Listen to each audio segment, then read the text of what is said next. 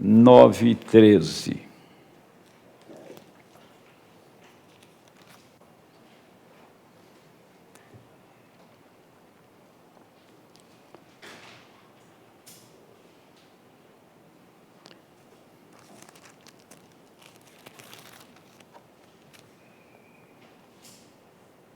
Como está escrito: amei Jacó e aborreci Esaú. Que diremos, pois? Que a injustiça da parte de Deus? Se fosse um político lá, já ia fazer um político com Deus. Como é que é essa história aí? Você rejeita o homem, por quê? Né? Aqui está. Que diremos, pois? A injustiça da parte de Deus? De maneira nenhuma. Pois diz a Moisés: compadecer-me-ei de quem me compadecer, terei misericórdia de quem eu tiver misericórdia. Assim, pois, isso não depende do que quer, nem do que corre, mas de Deus, que se compadece. Porque diz a Escritura a Faraó: para isso mesmo te levantei, para em ti mostrar o meu poder, para que o meu nome seja anunciado em toda a terra. Logo, pois, compadece-se de quem quer, endurece a quem quer. Dir-me-ás então: por que se queixa ele ainda? Porque quem resiste sua vontade? Mas, ó homem, quem és tu que a Deus replicas?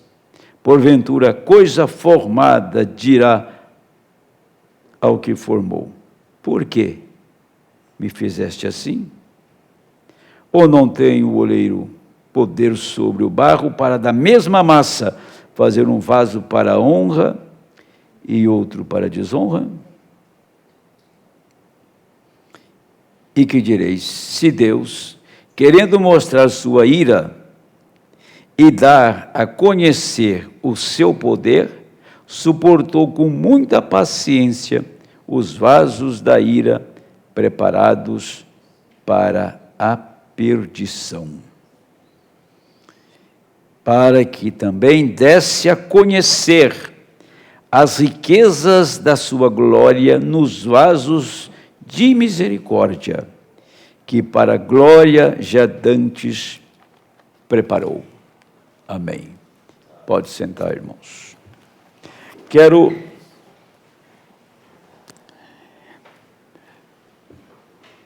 Você sabe que o profeta disse, e eu creio no que ele disse, que Caim foi concebido de manhã, foi primeiro, e à tarde foi Abel.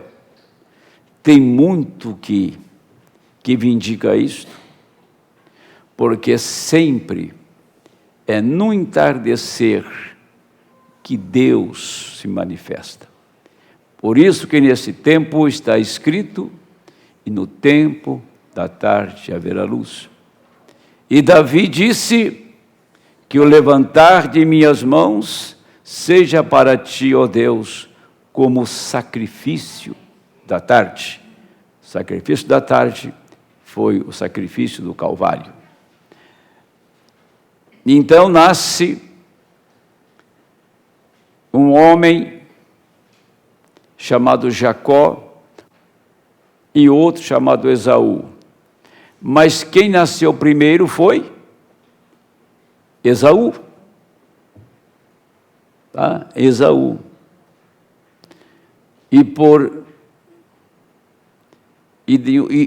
O seguinte foi Jacó. Foi o segundo. Jesus é o segundo Adão. O segundo carrega a eleição. O segundo carrega a bem-aventurança, a predestinação. Começa em Abel, vem em Jacó e vem no próprio Senhor. Então, por isso que o primeiro Adão foi em espírito vivente e o segundo Adão em espírito vivificante. O primeiro Adão, ele tinha espírito para ele. E o segundo Adão tinha para todos aqueles que estavam predestinados para a vida eterna. A diferença era enorme. Então, sendo uma noite de oração, talvez fale eu os 40 minutos, não mais, e nós iremos orar. Na mensagem Dores de Parto, vou ter um texto aqui, e depois na era de Éfeso. Diz assim, o profeta disse, agora ela está no pior estágio que, conforme a Escritura, em que ela já esteve.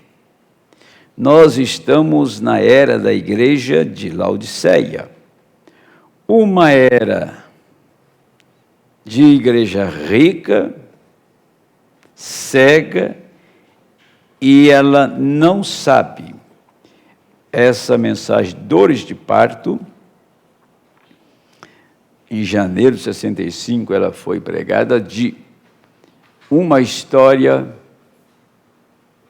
de um acontecimento sem precedentes, aonde Deus permitiu que aquela Bíblia tivesse as folhas presas, que era João 16, que fala da mulher, quando está com dores de parto, e aquilo Deus tinha um propósito para cumprir exatamente São Lucas capítulo 4, correto? São Lucas capítulo 4, quando o ministro deu o livro para o Senhor, e o Senhor leu o livro que recebeu do ministro, e devolveu a ele e disse, hoje se cumpriu diante de vocês estas Escrituras. Vocês sabem, estão familiarizados, são temas que eu aprecio muito pregar. E lá naquele dia, vou ver que estado foi que o profeta pregou, foi fora do tabernáculo, ele pregou em Phoenix, no Arizona, lá que ele estava pregando. Agora, você perceba isto. Se o Senhor Jesus, na primeira vinda, leu a Escritura que correspondia àquele momento, estava se cumprindo aquela Escritura, e quando ele pregou sobre dores de parto, o que estava acontecendo naquele dia? Repetindo exatamente o que ocorreu na primeira vinda, na segunda vinda. Aonde o Senhor Jesus se encontrava, e aquele sacerdote católico, esse dia até vi uma foto dele aí, não encontrei mais, mas eu vi a foto daquele ele era um bispo de uma diocese nos Estados Unidos. Ele foi lá e deu a Bíblia para o irmão Brana, disse, leia da minha Bíblia. O profeta abriu São João 16 e leu exatamente a Escritura correspondente àquilo que ele ia pregar e devolveu para ele. Agora a Escritura veio na mão do irmão Brana.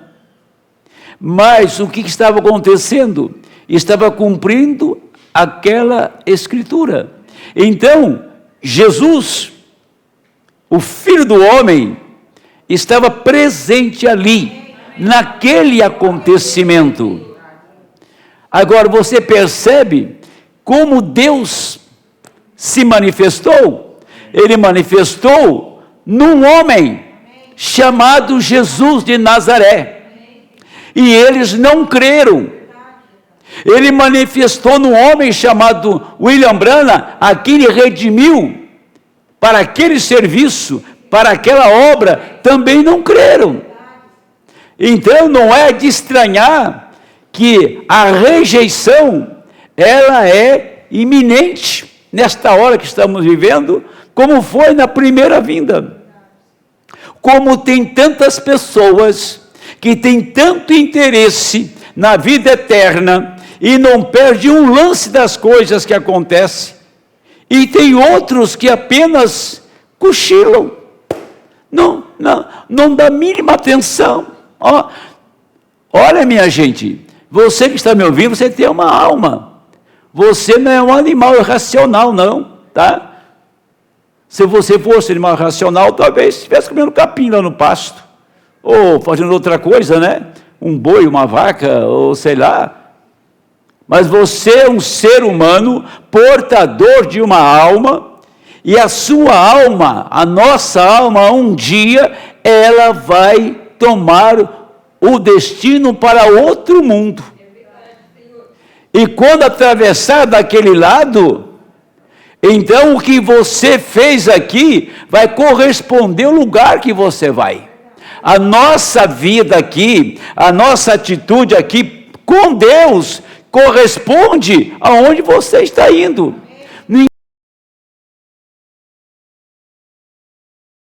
Se você quer navegar por um caminho que Deus não está, você não pode encontrar com Ele do outro lado. Mas se você está navegando no caminho que o Senhor está, certamente você vai se encontrar com Ele do outro lado, sem sombra de dúvida. Agora você, pensando bem, olhando para o Senhor, lendo a Escritura de Isaías, o Espírito do Senhor é sobre mim, pois me ungiu, entendeu? Isaías estava lendo ali diante deles, e disse: hoje se cumpriu essa Escritura em vossos ouvidos. Esse é um homem de carne e osso, ele não pode ser o Messias.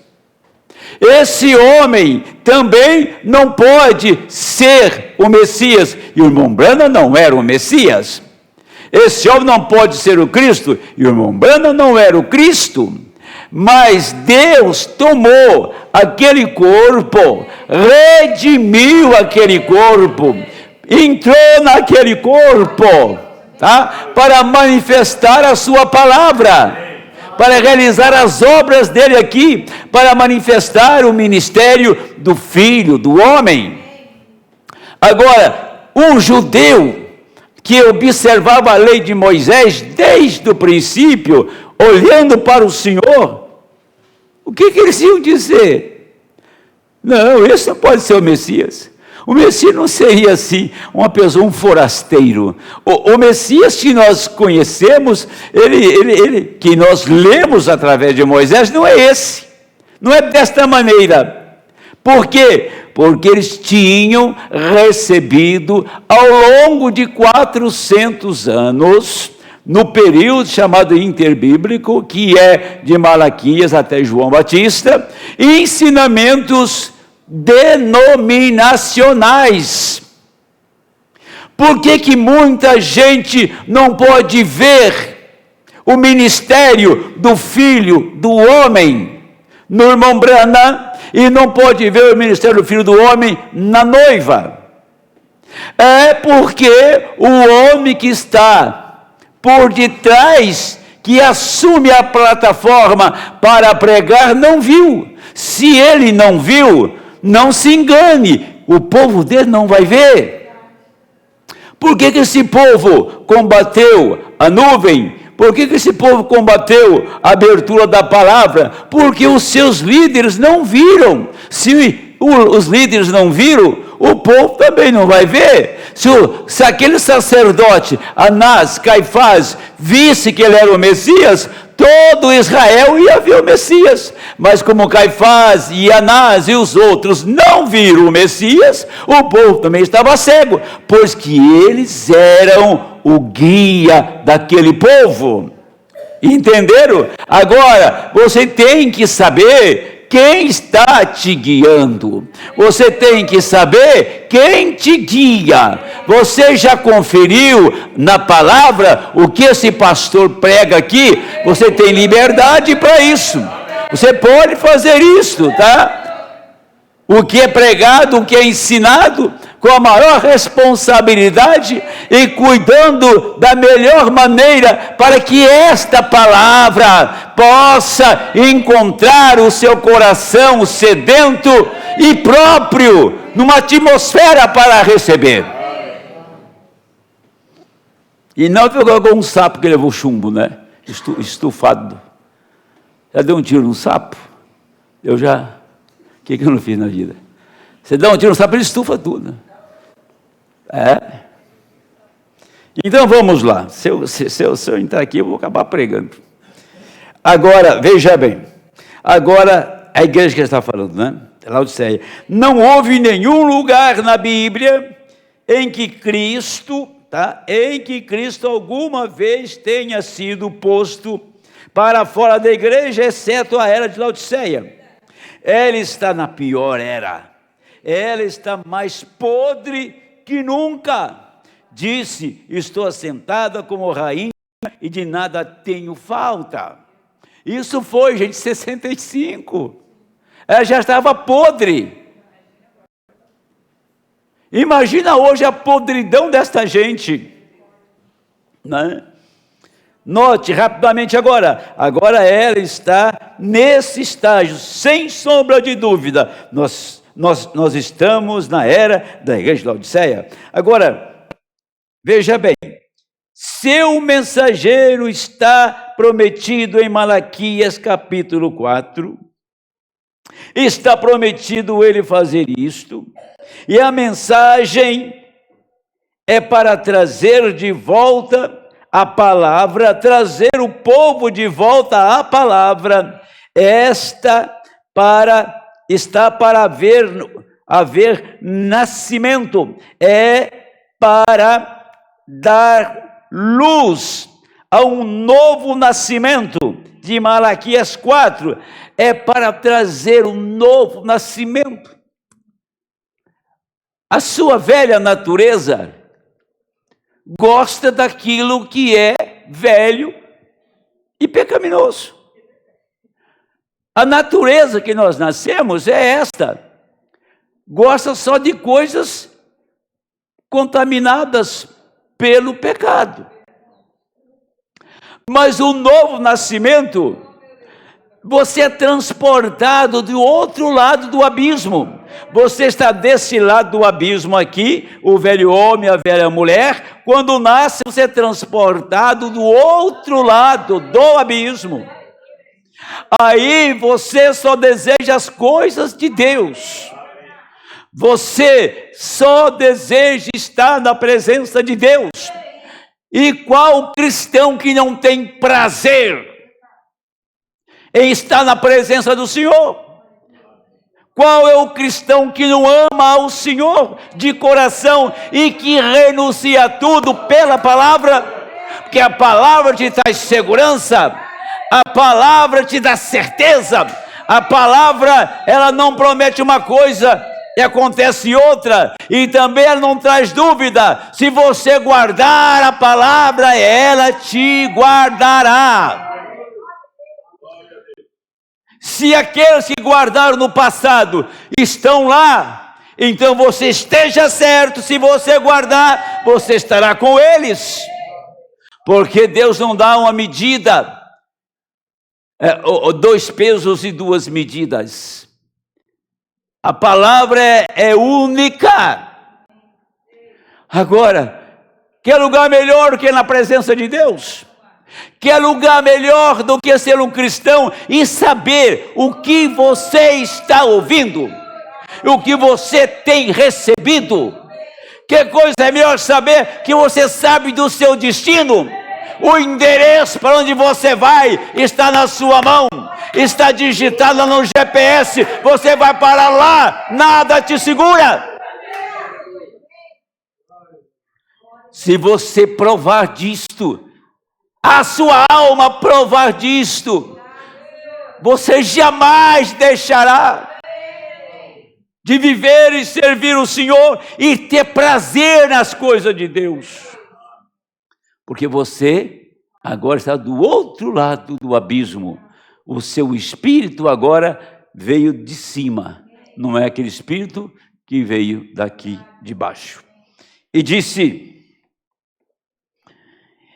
no mundo da igreja hoje, há dois sistemas operando. Agora que é Jacó e Esaú. Ouçam com bastante atenção. Quero ver se vocês vão dizer amém para isto. Há dois sistemas operando no mundo da igreja hoje. Ele disse: eu vou tirar isso dos meus ombros. Então estou encerrado com isto. Todos sabemos que são a palavra de Deus e o sistema denominacional. Aí estão os dois sistemas em operação, exatamente como eram Jacó e Esaú. Um conforme o espírito, outro conforme a carne. O que é isto? Esaú e Jacó estavam lutando no ventre da mãe, até o tempo em que nasceram. Assim estão os denominacionais, a palavra, lutando um contra o outro. Eles têm lutado desde Lutero, desde que Lutero trouxe a primeira reforma. Espero que isso seja simples o bastante para que vocês entendam isto. Agora veja, esta luta começa dentro do ventre, até que os dois se manifestem. Começou em Lutero, veio para o Wesley, chegou nos pentecostais, ainda lutando lá dentro. Era Jacó e Esaú brigando dentro do ventre de Rebeca. Lá dentro eles tinham uma luta. Mas quando eles nasceram, o que eles lutavam lá dentro, escondidos, agora eles se manifestam do lado de fora. Agora manifestou. Está claro, absolutamente claro. Aonde está Esaú? Ou você acha que Esaú está no céu? Eu não quero estar no céu que ele está, não. Tá? Agora manifestou, porque nasceu. Os dois homens nasceram. Esaú nasceu e nasceu Jacó. Mas o problema que o profeta diz, que o acontecimento era que Jacó amava a primogenitura, dava valor àquilo. Esaú não se importava com a primogenitura. Ele não tinha ideia do que aquilo significava, do que aquilo representava. Quando uma pessoa escuta a mensagem, depois vira as costas e vai embora, o que aconteceu com ela?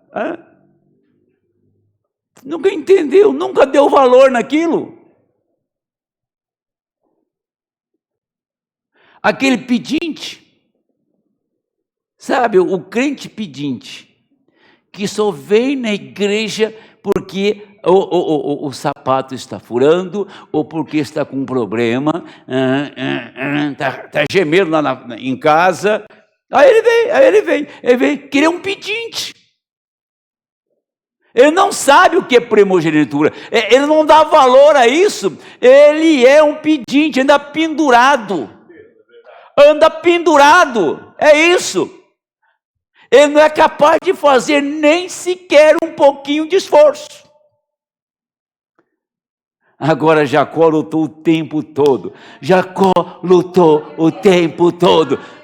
Se eu tiver uma oportunidade, Se abrir uma porta, eu não vou perder.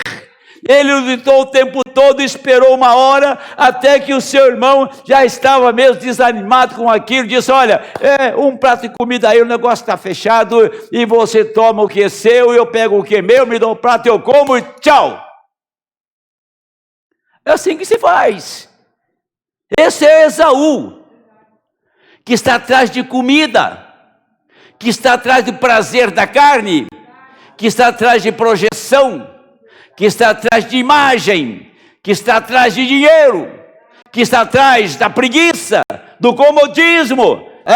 É bom ter pessoas para sustentar, é bom ter uma boa conta bancária e um povo idiota lá para ouvir qualquer coisa que falar, o povo aceita. Esse é o Esaú. Mas existe uma linhagem separada por Deus, que não dá vazão ao seu ego, não dá vazão aos seus prazeres, porque o prazer dele está no Senhor, o prazer está na palavra. Então esta mudança não foi uma mudança manufaturada, inventada, ajeitada. Isso realmente tem acontecido de fato e de verdade. Agora, saber o que isso, eu disse do piloto,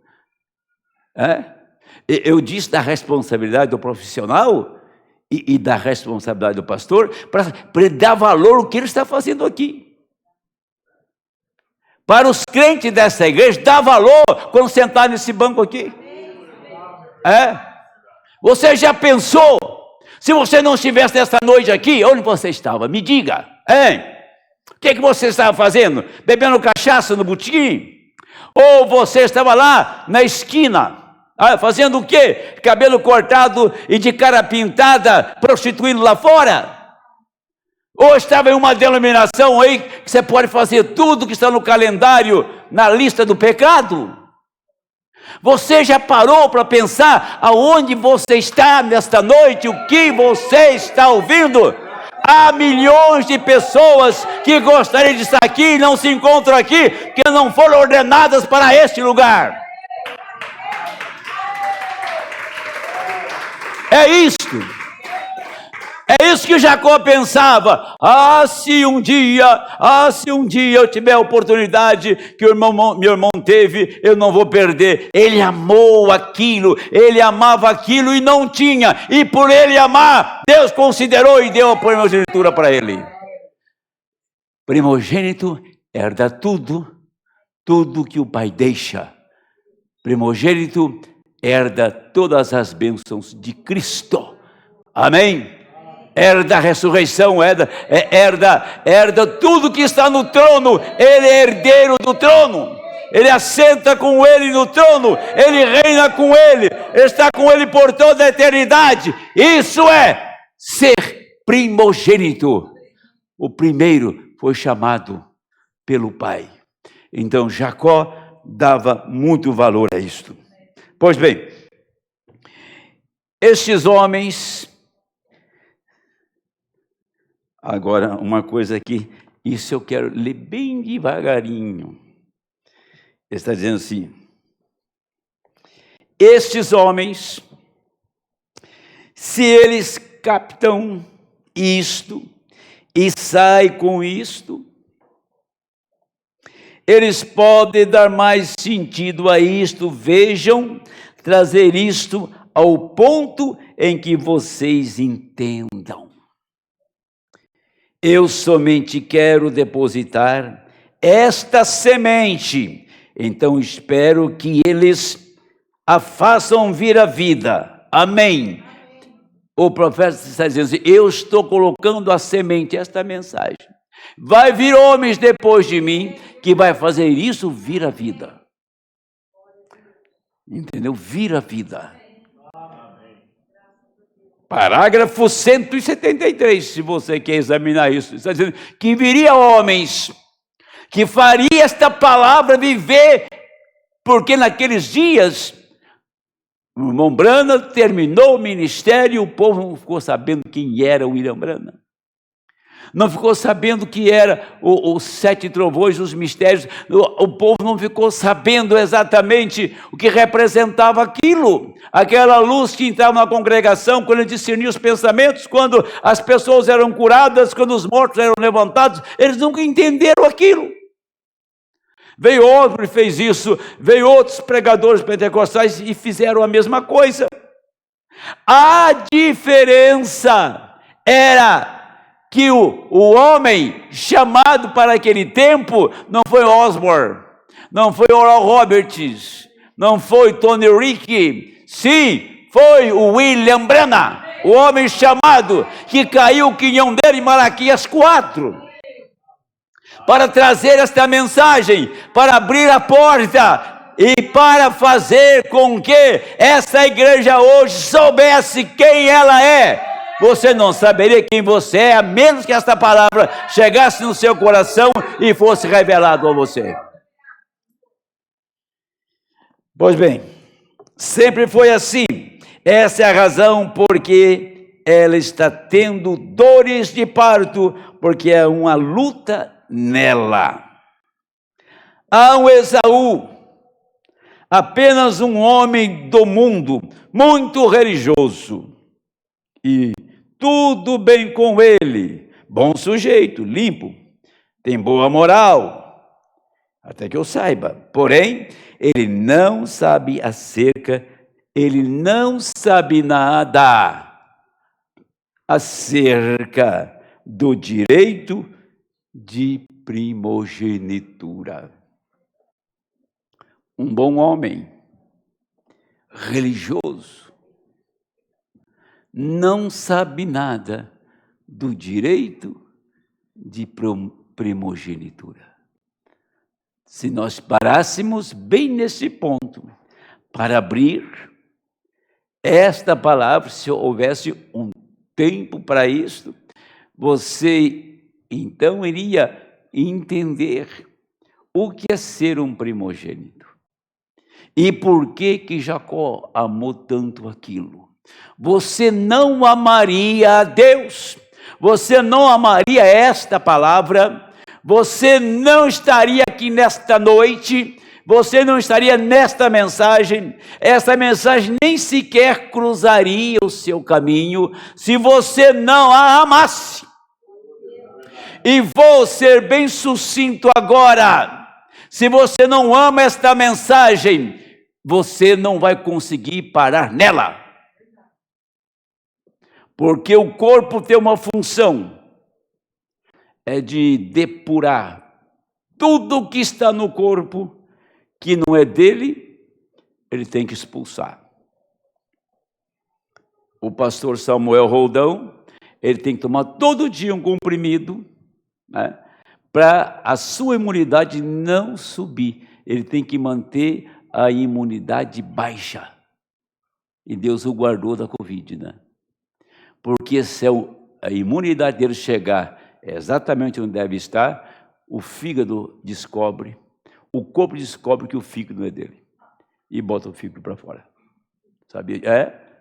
Se você transplanta rim, qualquer transplante no seu corpo, você vai ter que manter a imunidade baixa.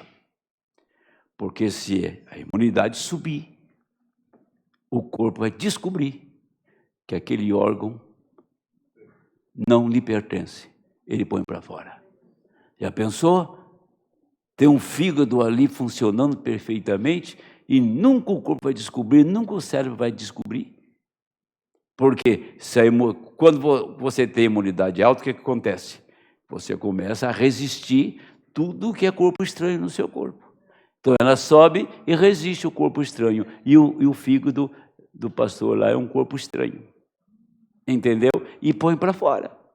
Tudo que é um corpo estranho na palavra tem que sair para fora. Judas era um corpo estranho, Esaú era um corpo estranho, Caim era um corpo estranho. Todo corpo estranho tem que sair para fora. O corpo de Cristo vai depurar isso, vai limpar essa coisa toda. Amém. Ele nasce assim, ele é formado assim. E Jacó, não me importa o que ele seja, ele quer esse direito de primogenitura. Ele é o espiritual. E esses dois hoje estão no ventre da igreja. Há um enorme sistema tentando ser formado, chamado Concílio Mundial de Igrejas. E do ventre da igreja virão 2 filhos. Vocês somente anotem a minha palavra. Anotem a minha palavra. Ele diz: a palavra tem de dar à luz a igreja noiva. A igreja tem de ser dada à luz dela, uma noiva para Cristo. Aqueles que adormeceram em todas as eras formarão esta noiva, que sai da palavra em que eles saíram, como os seus pés vindo à sua cabeça. Ela fica maior e mais. Você tem de ter assim por diante. Como o corpo cresce, assim cresce o corpo de Cristo. E então, finalmente, a cabeça virá a ele. A cabeça dele virá agora. Se notamos, porque está todo ligado à cabeça. Cada era, tudo está ligado à cabeça. Tudo aquilo está puxando para o corpo. Veja, tudo que você tem no seu corpo está ligado o quê? Vai lá no seu calcanhar e fica uma agulha para você ver só. Milésimos de segundo, o cérebro responde. Porque a sola do seu pé está ligado aqui. O seu dedo mínimo está ligado aqui. O seu pequeno fio do cabelo está ligado aqui. O pelinho do seu corpo, puxa ele, você sente um choque. Está ligado aqui. Tudo está ligado à cabeça. E esta cabeça, chamada Cristo a noiva, está puxando tudo nesta hora. Tudo tem que chegar na cabeça para esse corpo estar perfeitamente completo e se dar aquela ressurreição. Veja bem, na casa de Isaac. Na casa de Isaac. Isaac, filho de Abraão. Isaac, o moço que tinha experiência do altar, da montanha, lá de Moriá. Isaac conhecia a história da esterilidade do pai, da esterilidade da mãe. Isaac conhecia a história da visita de Elohim, a queima de Sodoma. Ele sabia tudo isso. Isaac casou com Rebeca, sua prima.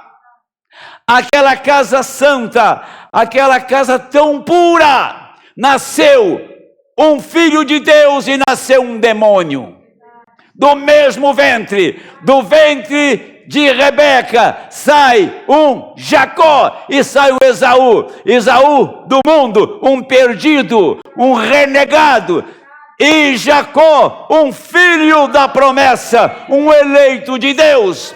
Por isso que lá da igreja, a igreja nominal, ela jogou para fora, ela expulsou cada filho de Deus que estava lá. Eu saí de lá, você saiu de lá. Então por que você saiu de lá? Porque você não era de lá. Você tinha que reconhecer a sua paternidade, reconhecer a sua filiação. Você tinha que reconhecer o seu direito de primogenitura. Amém. Então não é por acaso que estamos aqui não, minha gente. É uma chamada de Deus, é eleição de Deus. Deus te elegeu, Deus te predestinou, Deus te chamou. Deus te limpou, justificou, santificou, te deu o Espírito Santo, te fez uma nova criatura, fez o que você é. Deus trabalhou nesse barro e moldou segundo os olhos dele um vaso de honra e não de desonra. Amém. Eu não sou o que eu quero, você não é o que você quer, você é aquilo que Deus quis. então você se sente realizado. Amém. Me dá mais aí uns minutinhos só, que eu tenho que... Antes de eu chegar aqui, eu quero ler isso aqui, ó. Vamos ver o espírito religioso aqui, ó. Malaquias 1:12. Mas vós profanais, quando dizeis, a mesa do Senhor é impura, e o seu produto a sua comida é desprezível. Vai embora. Saia desse ministério, saia da mensagem que nós estamos preenchendo essa escritura. A mesa do Senhor é desprezível. A sua comida é impura, é desprezível.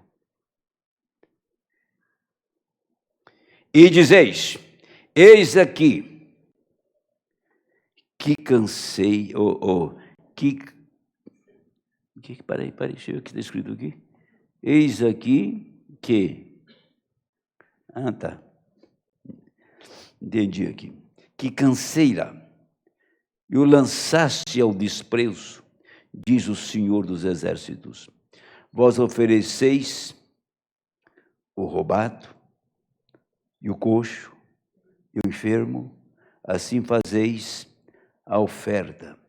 Ser-me aceito isto de vossa mão, diz o Senhor. Cuidado com o tempo, hein?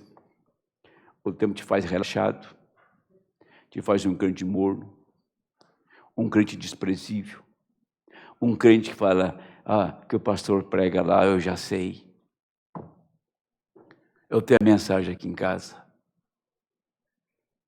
Cuidado.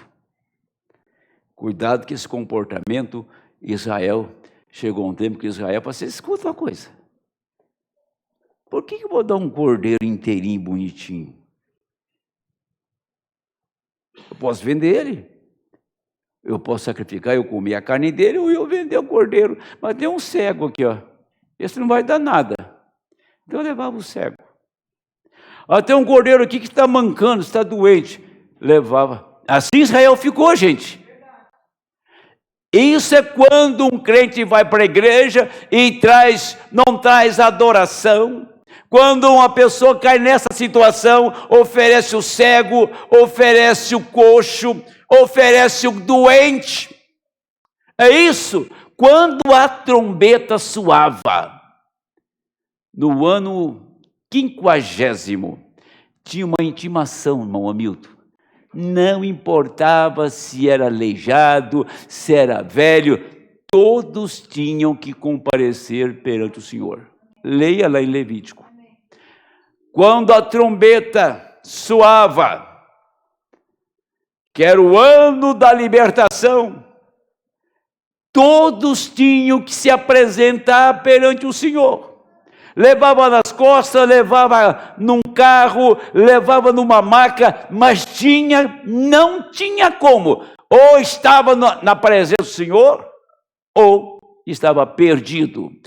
Todos eles reuniam na presença do Senhor.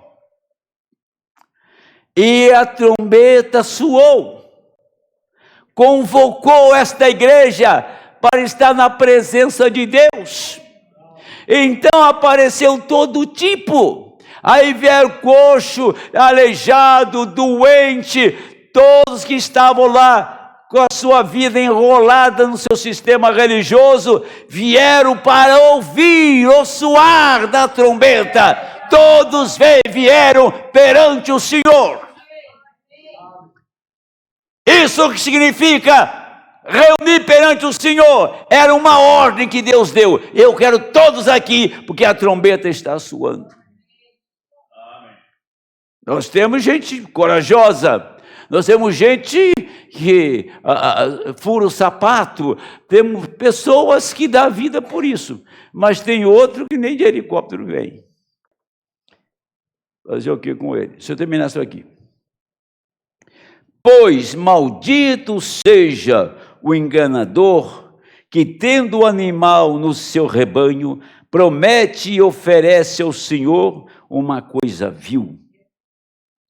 Porque eu sou grande rei, diz o Senhor dos exércitos. O meu nome será tremendo entre as nações. Olha, aqui está o que estava acontecendo com Israel. Ele disse: maldito seja o enganador que, tendo o animal no seu rebanho, promete, oferece ao Senhor uma coisa vil. Porque eu sou o grande rei, diz o Senhor dos exércitos. O meu nome será tremendo entre as nações. Essa era a condição de Israel. Tudo virou uma tradição, virou um costume. Tinha 7 festas, tinha 3 festas importantes, que era a Páscoa, a festa dos tabernáculos e Pentecostes. 3 festas importantes. Com o tempo, aquilo virou a coisa mais comum para eles. Quando o vento começa a bater e nós começamos a nos acomodar, a vida de oração começa a afrouxar, a frequência nos cultos começa a diminuir, cuidado. Cuidado que você vai cair na mesma tradição que Israel caiu. Você fala assim, não, eu fico aqui e adoro como eles. Você está dando coxo, está dando cego para ele. É isso. E Deus não aceita sacrifício com defeito. O sacrifício tem que ser perfeito. A nossa adoração tem que ser perfeita. Amém? Deixa eu passar por 2 mensagens aqui, nem que eu atrase, mas eu vou passar por elas. Era de Éfeso, são 2 parágrafos só. Então nasceram esses 2 filhos, os quais saíram os pais do gênero humano que já estavam contaminados. E que diz o registro acerca deles? Leiamos o registro de Judas 14. Vamos ler Judas 14, conforme está aqui. Lá, vizinho de Apocalipse, né?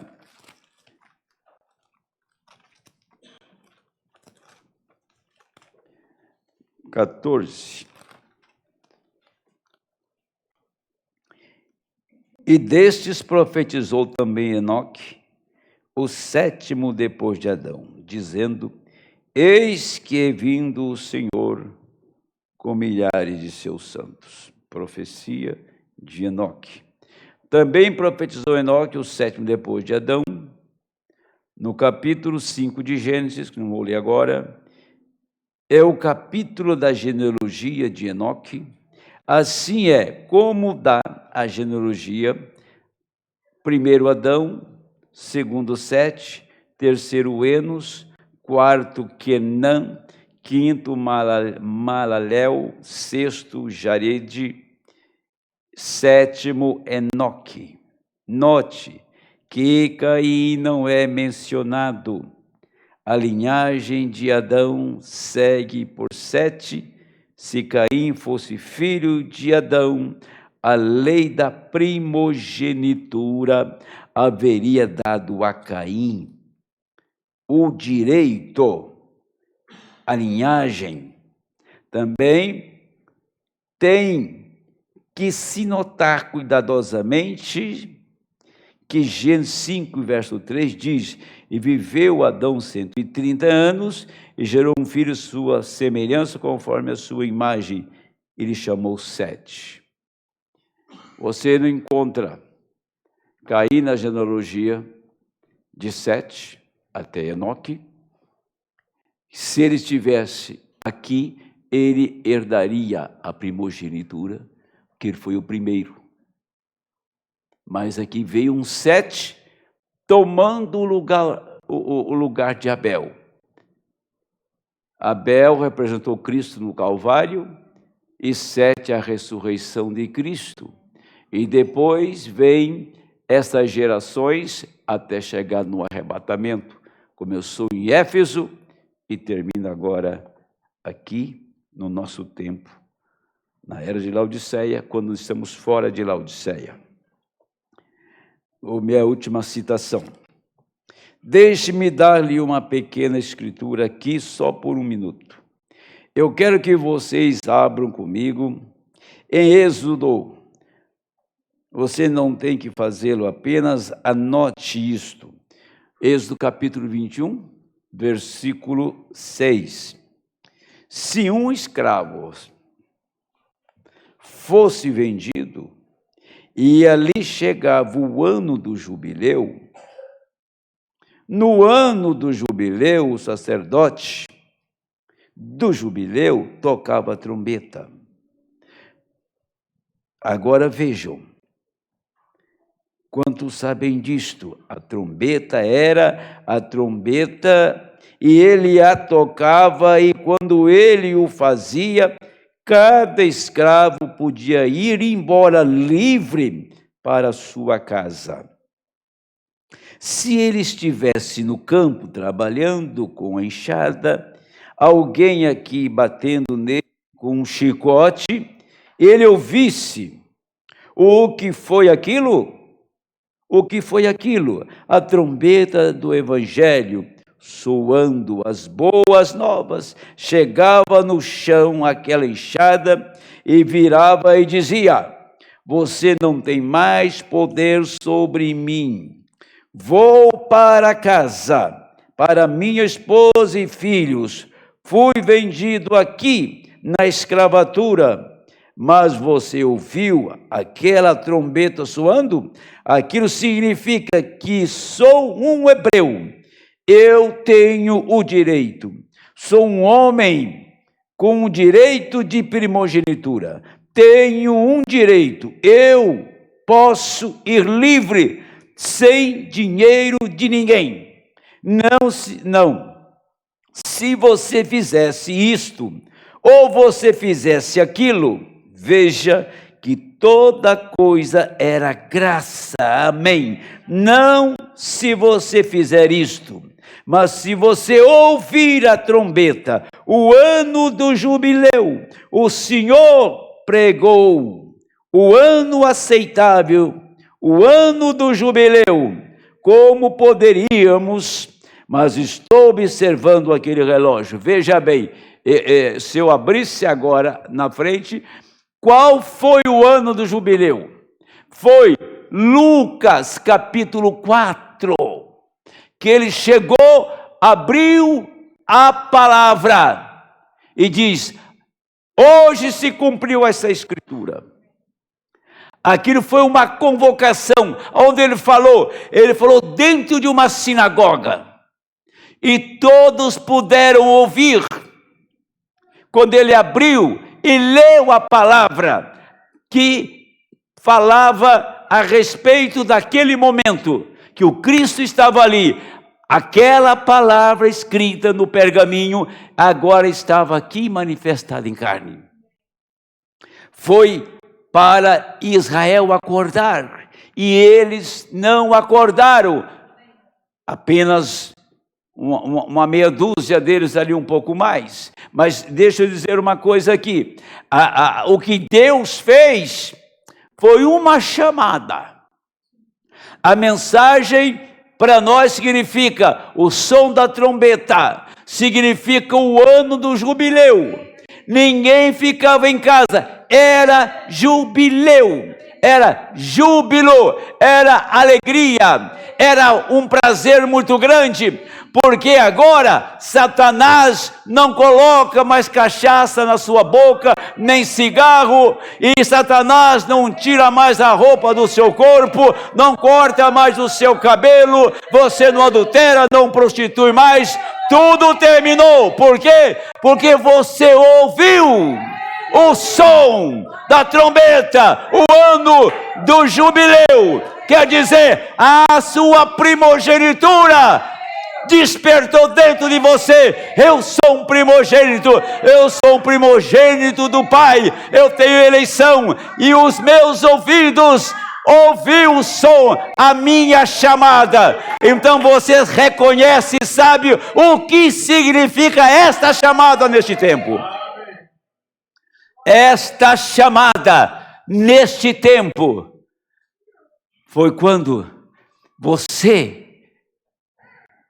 disse para o capataz: você não tem direito de pôr mais a mão em mim. Vou voltar para minha casa, lá está minha mulher, lá se encontram os meus filhos, vou voltar para o meu lar. Então você diz: eu estou indo para casa, eu estou indo para a minha família real. Satanás não tem mais direito de pôr uma doutrina, de dar-me um ensinamento nominal, fazer uma marca como a Assembleia Batista Metodista. Ele não me marca mais. Eu sou uma pessoa livre. Eu estou indo para os meus. Satanás nunca mais vai pôr a mão em você. Ele não tem esse direito, porque você ouviu o som da trombeta, o ano do jubileu. Deus abençoe.